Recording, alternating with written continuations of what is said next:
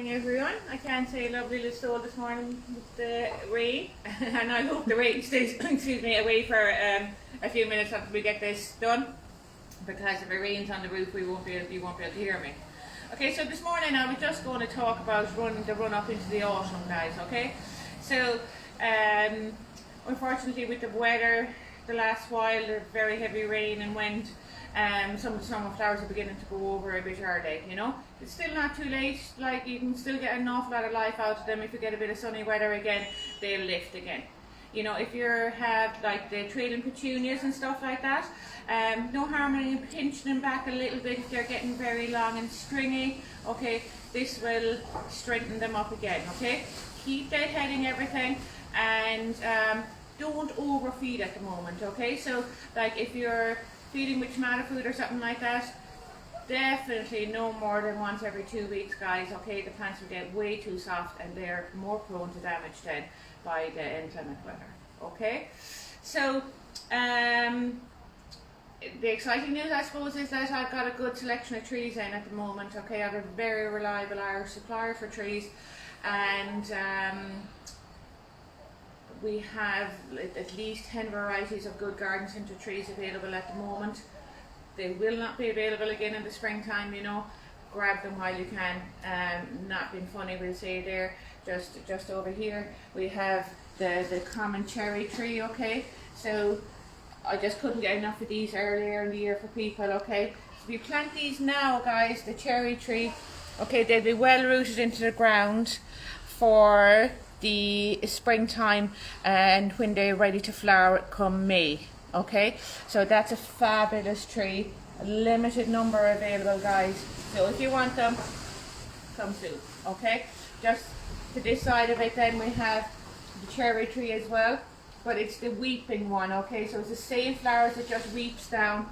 Fabulous tree, much smaller tree than this tree. Okay, lovely if you have a limited space to have a cherry tree. Okay, so all of these trees here are deciduous. Okay, so they all lose their leaves in the autumn time, but like I said, it's a great time to plant them to get them settled into the ground before the growth comes again in the spring. Okay, so starting here we have an acer or a maple, you know, people call it several kind of things. Fantastic autumn colour and fabulous yellow foliage in the spring, turning slightly greener now, back to yellow and orange for autumn colour.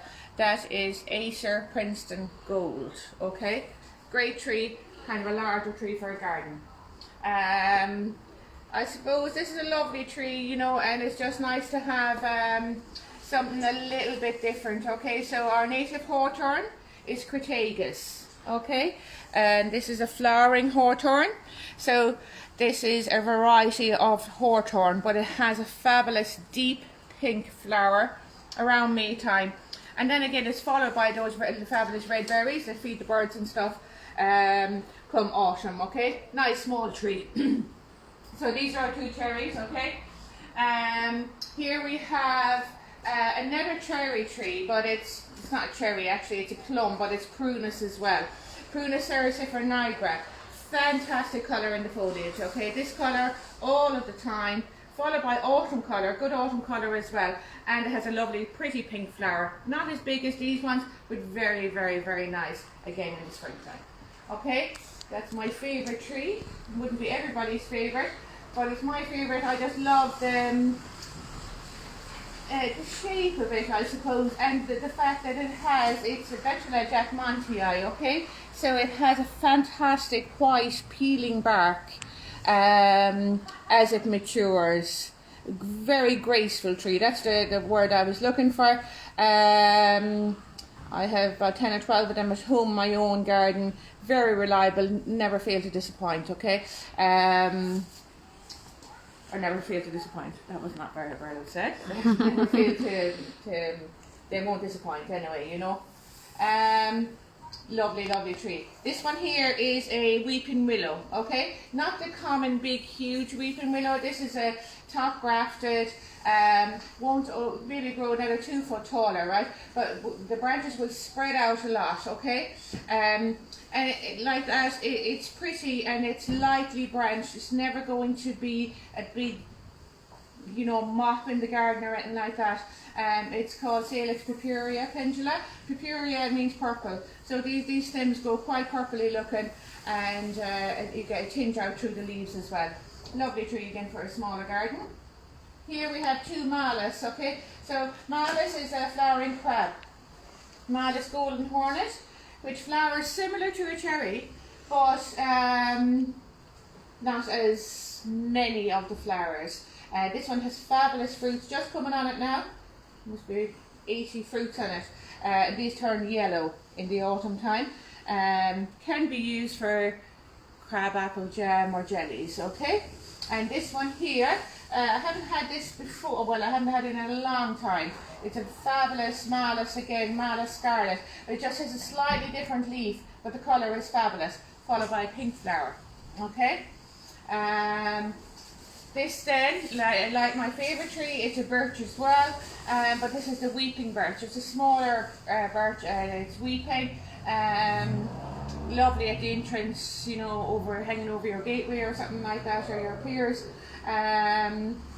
Great tree. And that is my selection of 10 trees, 3, 4, 5, 6, 7, 8, 9, 10. Yeah. And like I said, like any advice or any questions at all, just give us a tinkle, okay? Most of the trees I think are $49.99.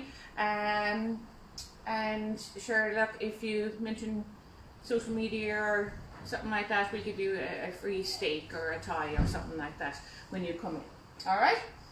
So continuing on for the autumn, okay, like I said about the baskets and the window boxes and stuff like that, be kind to them, you know, don't let them get too leggy, trim them back, and don't overfeed them. Continue to water them if it's needed, but if you know, if some things are dying back and you know maybe we need replacing, okay, we still have a bit of summer colour in geraniums and dahlias and stuff like that you can pop in, which will be fine.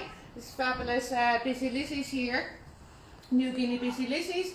The New Guinea busy lizzies at the moment they're $3.99. We're doing 4 for €10. Okay, brilliant value. Coming in an array of vibrant colours, and they actually try very well. Once you deadhead them, then they will look after you. You know, so they're a good option.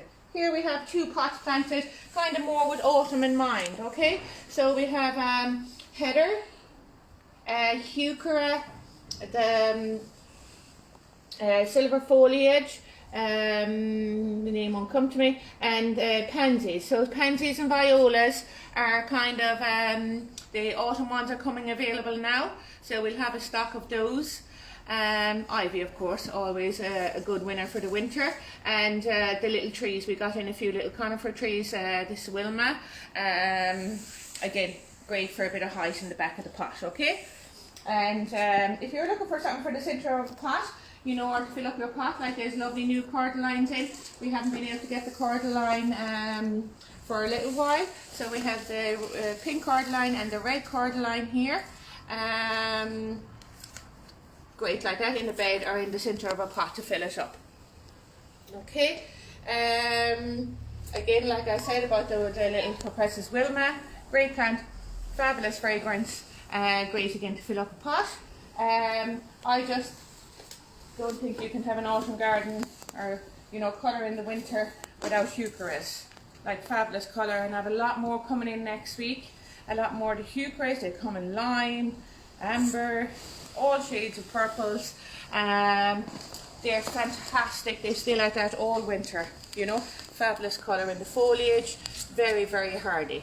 Okay, a few more headers. There's quite a few headers, and I have lovely Garden Girls coming in next week. So Garden Girls is a mixture of 2 or 3 headers in the same pot, you know, so you get lots and lots of vibrant colour in a pot for a very good price. Okay, now these are kind of more of the regular headers. We have these are both going to flower shortly. So we have, this is a pink flowering, the label is missing, but it's pink flowering. This is white flowering. This is another type of header, a Kaluna, just like this pink one here, just coming into flower, and will be give you great value. They're about $3.99, $4.99 each. Great value, and they're there every year. Okay, guys. Ivies, as I mentioned, Again, to continue colour for the autumn time, this fabulous dianthus. The dianthus grow every year and they will flower until October, okay? Extremely fragrant. I mean, they do you good to smell them. Like I mentioned, we have loads of pansies and violas coming in every week now. Loads of different varieties, lots of different colour in them, some straight colours and some mixed. And we have the silver dust, lovely bit of foliage colour for the autumn time. I'm going to put up a picture actually after this post of a pot I wanted to plant with using some of this, so that will be something to look out for in the next couple of days. A bit of autumn colour in the garden, guys. Like these Hebes here, I have a fantastic selection of Hebes. This is Hebe tricolour, okay, so it's a variegated form like this, but it has this fabulous burgundy or purple tinge going through it all year. Purple flower, it just has a plain variegation, but again it's that little bit brighter than the green. And we have two superb Hebes here. Okay, these are extremely tough now. The dark green ones are that little bit hardier if you're extremely exposed to strong winds, okay? So these are fantastic. They flower for ages. Just about to bud into flower there. The purple, that one is Donna, no it's not, oh this is Britta, Donna Britta, and this is Donna Emma, okay? So, and added bonus, guys, the bees absolutely love them, okay? So, again, fabulous leaf colour here in the Hebes. These ones are to flower, yes. Yeah, a colour coming in, I have cyclamen, okay, which will be coming in next weekend.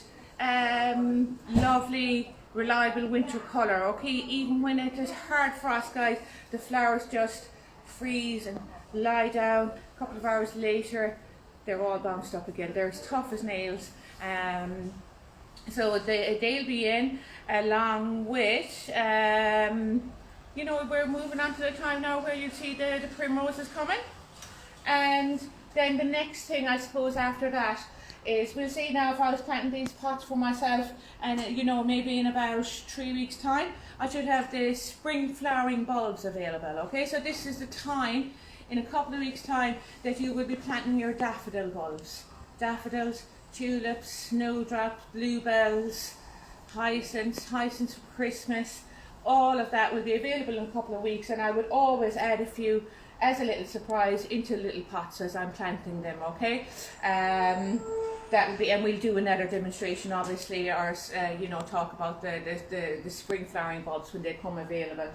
And another thing I just wanted to mention was that we will be doing an autumn wreath DIY, maybe in store, depending what's allowed at the time.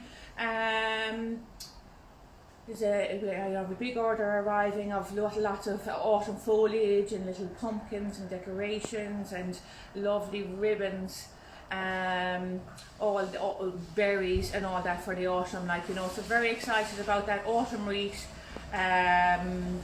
practical, and maybe if you wanted to express interest in it, we could sort you out. You know, maybe in a week or so we'll know more about dates and stuff like that. But that's another upcoming thing to look forward to.